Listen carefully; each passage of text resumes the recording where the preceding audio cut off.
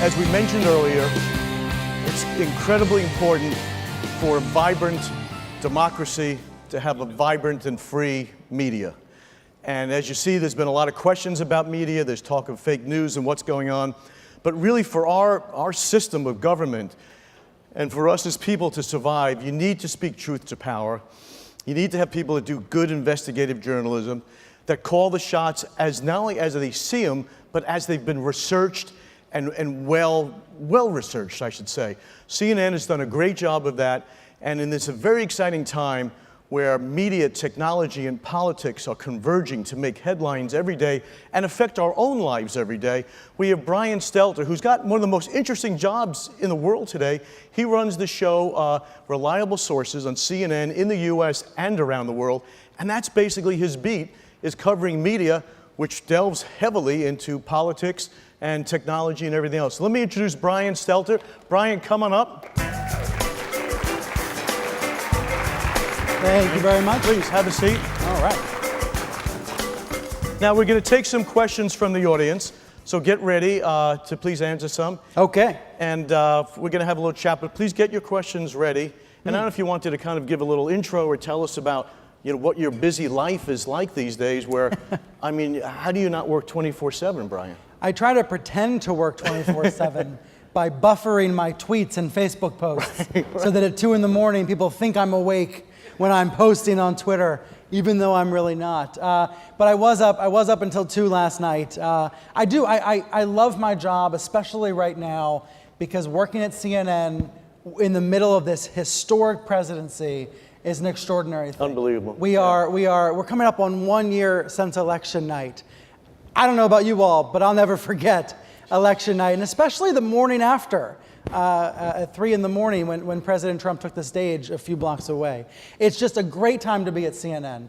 And I think I have a 4-part job. I think of my job as being a 4-part stool, like we're sitting on here. The first leg is my show on Sunday, Reliable Sources. That's a great show, by the way. Thank you. Well done. Thank you.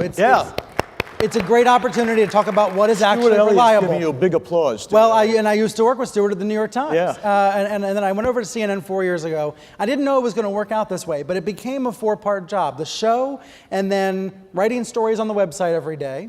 So I'm working on one now about NPR. And then the third leg of the stool is going on TV talking about those stories. So I'll do that at 3:15, talking about actually the Facebook hearings going on today. And then the fourth leg of the stool is a newsletter I do at night, which is why I'm up late, this nightly newsletter that hopefully wraps it all together. And then, of course, you're back to the first leg of the stool, the show on Sunday. The combination of all of those platforms is what makes the job so interesting. Right. Not just any individual job, not just going on TV or writing stories, but the combination is, I think, what makes it powerful. Really give you incredible perspective. You ever get time to see your wife at all, or is she on the air all the time too? I'll be home with her. It's the best thing I did, actually this time last year, was I moved really close to work.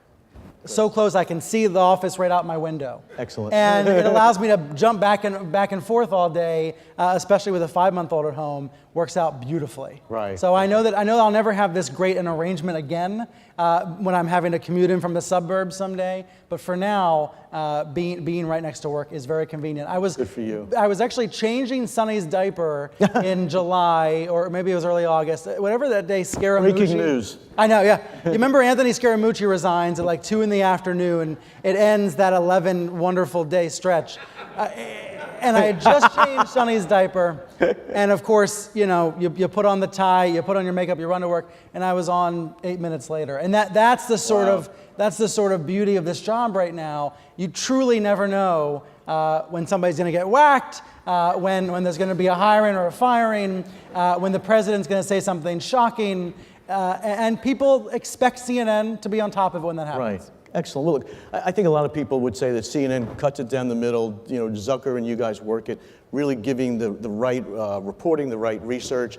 We had a whole conversation last night amongst the board and a lot of our VIPs here about, how does this get better? I mean, we all know the issues with fake news. We know that the Russians now affected how many people in total by all the tweeting? Facebook came out with a new number today, 150 million people Right. that were exposed in some way possible. Where does it turn around? Now, we talked to Bill, maybe people get tired of hearing the back and forth. How does it get better, in your view? What would you say? I assume it gets worse before it gets Okay, better. all right. But I'm feeling pretty optimistic at the moment. Good. Look at the American public's appetite for news right now, whether it's subscriptions to newspapers, whether it's traffic to websites, or whether it's ratings for cable news channels. By the way, all three of them, Fox doing well, MSNBC and CNN. There's an appetite, whether you're supportive of the president or an opponent of the president, to find out what's going on. The problem, I would think, within that construct is that folks are getting different versions of the truth, or in some cases, entirely different narratives. The obsession on Fox News about Hillary Clinton suggests that they think she's the president. And I'm not saying those aren't real stories. There are some real stories that should be investigated involving Clinton's time in office. But she's not president, so I'd rather spend more of my time focusing on the current president. Right. Fascinating. Last year, by the way, raise your hands for questions. Paul, you must have a great question someplace. Ron, did you have a questions? Any? All right, please think of questions. It's fascinating. Last year we had on the stage Frank Luntz. And I actually asked the audience, I said, we have a couple of big events coming up, and what are they? And someone said Halloween, and someone said the election. I said, yes, we have the scariest election coming up ever. So Frank starts in the back, and he says, I've got 2 words to the American public. We're fucked, is what he says. And then he said, we have 2 candidates, one who can't tell the truth, and the other who can't tell the difference. And it was really, really interesting. But you've got an interesting background, because you kind of came up through kind of almost entrepreneurial tech in fashion, right? You didn't come up the corporate newscaster way. Right. Tell us a I little bit never about that. thought I would be on CNN. Yeah. I launched a blog 13 years ago about TV news, about CNN and Fox. Right. Because I felt they weren't getting enough attention. I felt like at the time, I ended up being able to work for the New York Times, but I felt back then there was too much focus from newspapers on the evening news, you know, on the sort of the old-fashioned version of television news, and not enough attention on cable news.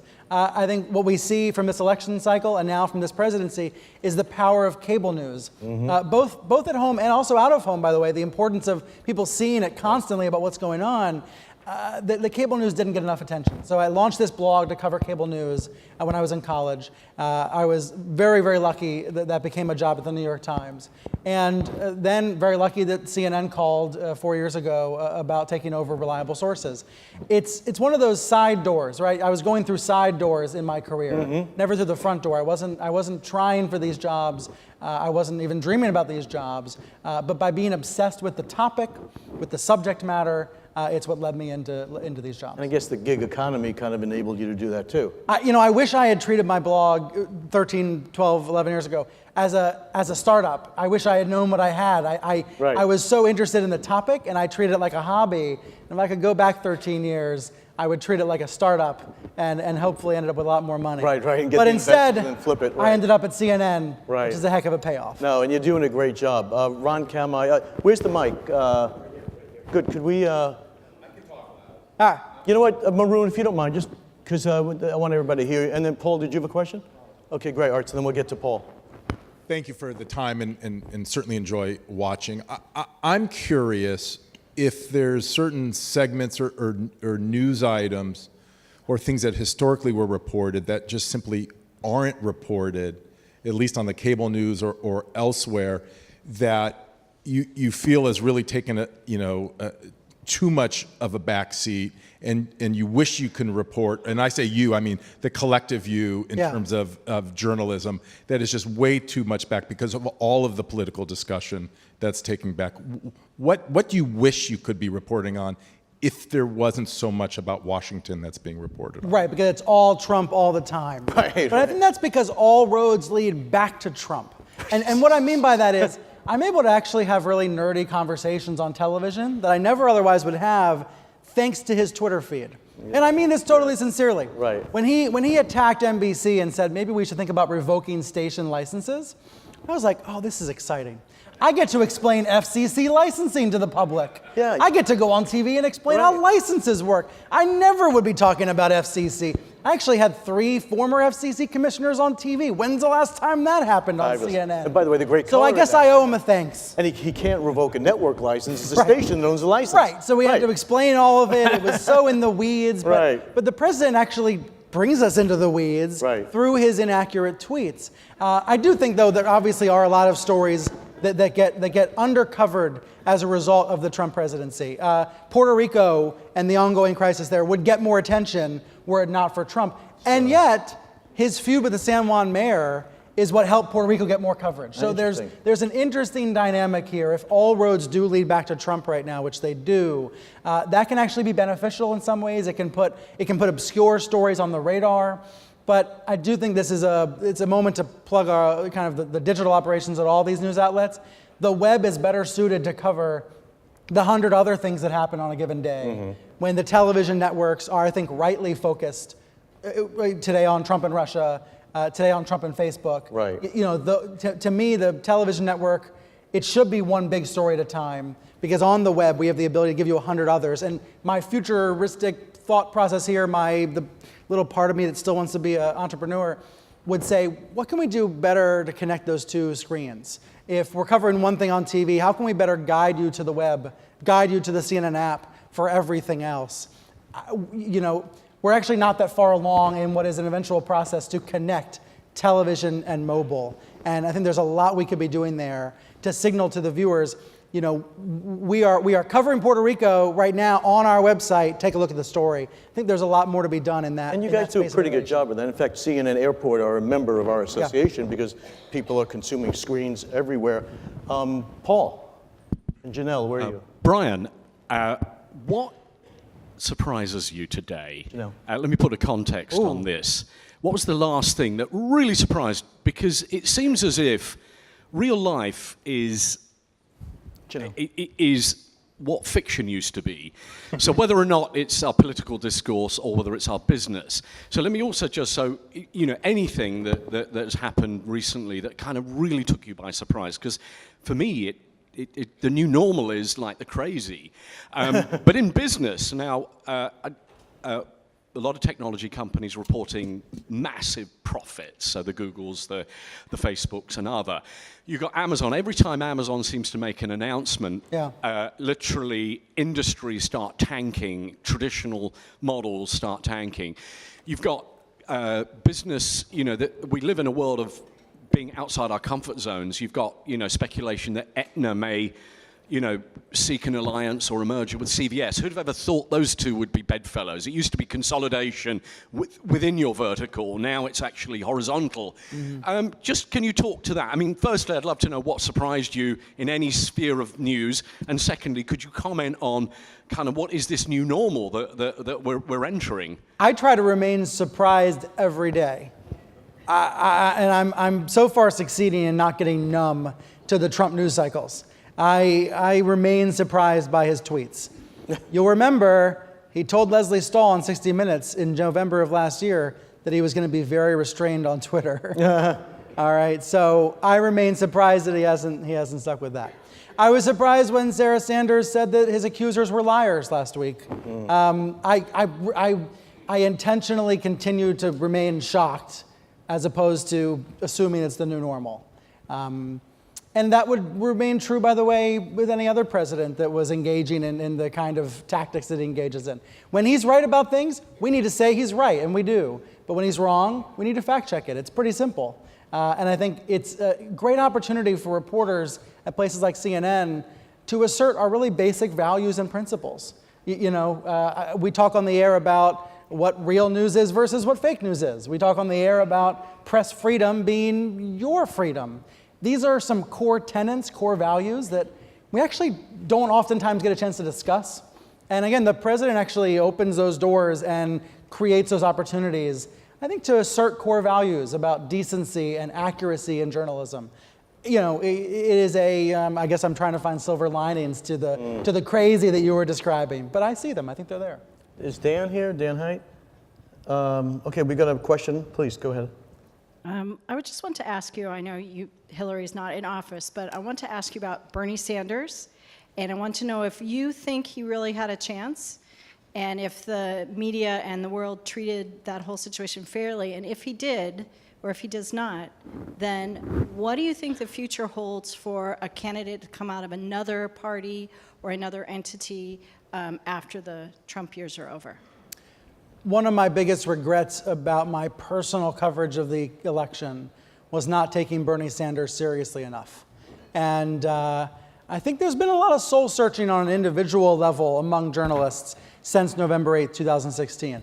I don't think there's been enough collective institutional soul searching. But I think on an individual basis, folks have gone back and thought through what they did right and what they did maybe that wasn't quite right. Another topic we've heard journalists talk about is how they covered the Clinton emails or the Podesta emails. But on Bernie, I went back and I read every transcript of every show I hosted since the campaign started, because I wanted to just give myself a personal self-assessment. And my biggest regret that I came away with from the primaries was that I didn't take Sanders seriously enough. That, like a lot of other folks, just figured that the Democratic race was uninteresting, so I should focus on the Republican race, where there were like 17 characters. I know that my single hour on television didn't affect the outcome, but I think there's some broader responsibility for not taking Sanders seriously enough. Because yes, I think he could have won the primary. Yes, I do think he could have won the presidency. I think if Trump has taught us anything, it's that the window is not narrow. The window is very wide for what a president can be and what a candidate can stand for. So that was a regret of mine. Brian, a lot of people would say the best and the brightest aren't running for high office in this country. They're afraid of the investigation. They're afraid of everybody looking in their knickers and stuff and like that. Would you have a thought on that? I mean, there certainly are a lot of, the best and the brightest maybe have not been running the whole time. What's your thoughts on something like that? Seems to me because of the media pressure. Seems to me the country is hungry for the next election to start already. Yeah, right. Right. There's a lot of people that want to already be back in a campaign mode, and we essentially are, right? There's already quietly a campaign underway, and we're going to see so many unorthodox folks, unorthodox characters enter the race. Yes. That I think we will see some of the best and brightest try out. I mean, certainly, again, if Trump's election teaches us anything, it's that all of his skeletons were exposed and he found support regardless. So right. I would think that wouldn't be as much of a hindrance for other. That's a good way to look at it. All the skeletons came out and it doesn't matter. Very interesting. Who's doing it right in addition to CNN? What are the media news sources do you think are really doing a good job these days? I think I'm going to name some of the usual suspects. Like the New York Times, which I'm biased about since I worked there. But I think the Times has had stumbles, and I've seen those as well. Right now, the paper's in a very good period, as is the Post. Sure. The Journal and the LA Times are right behind. But I would also point to some of the non-traditional outlets that are reaching just as many people. BuzzFeed and Vice are two obvious ones. But there's a lot on that next tier below, whether it's Vox or the Washington Free Beacon, some of these are more partisan oriented. But there's a hunger for that kind of content as well. And those sites are real news in a sea of misinformation and confusion.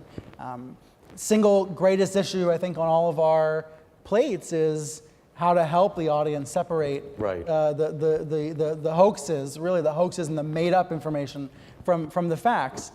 It has to be a collective effort. All of us have a responsibility to help do it, but it is a collective problem. This lack of media literacy, lack of news literacy. It's a good problem, and it's good by you speaking about it, so maybe we'll raise that literacy level. I don't know if you would opine or not, because we are in a public forum. If I would say to you, if you gave me a one-word answer, if I said Fox News, what would you say? Only one word? The first word I have to use is powerful. Powerful. We can't underestimate the power of that megaphone, right. of the Sean Hannitys of the world, right. Providing a really tilted, skewed view of the news. Mm-hmm. It's not that everything he's saying is wrong. It's what he chooses not to talk about. It's how he chooses to defend Trump. It's how he chooses to not talk about Trump when Trump's had a bad day. Those choices that those opinion shows are making are really influential and powerful. And I reject the notion that it's just a few million viewers that are affected by it. It affects the national dialogue. That helps elect a president. That would be the word. By the way, just an aside, I saw Inc. in London a couple of months ago, which is the Rupert Murdoch story of when he bought The Sun, and how he hired almost a Roger Ailes type, Larry Lamb, to punch that out and make a profit.